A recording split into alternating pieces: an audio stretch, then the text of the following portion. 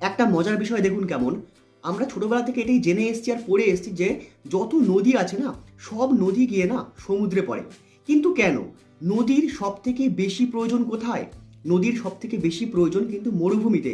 কিন্তু তারপরেও নদী সেখানে যায় না, নদী গিয়ে পড়ে সমুদ্রে। সমুদ্রে তো এত জল আছে, তাও কেন? কারণ যেখানে অ্যাবান্ডান্স থাকে না, বাকি জিনিস সেই দিকেই অ্যাট্রাক্ট হয়।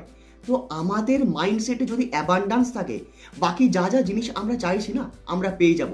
কিন্তু আমাদের মাইন্ডসেটে যদি ল্যাক থাকে, আমরা যদি সবসময় এটা ভাবি যে আমার কাছে এটা নেই, ওটা নেই, সেটা নেই, টাকা পয়সা নেই, শান্তি নেই, সুখ নেই, স্বাচ্ছন্দ্য নেই, তাহলে আপনি ভাবুন, আপনি কি লাইফে সেই জিনিসটা পাবেন?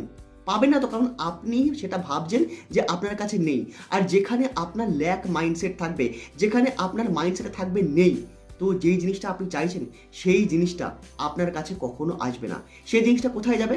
যে মনে করছে যে আমার কাছে এই জিনিসটা আছে এবং আমার কাছে এই জিনিসটা আস্তে আস্তে বাড়ছে, তার মাইন্ডসেটে যখন অ্যাবান্ডান্স থাকবে, সেই জিনিসটা ঠিক তার কাছেই যাবে।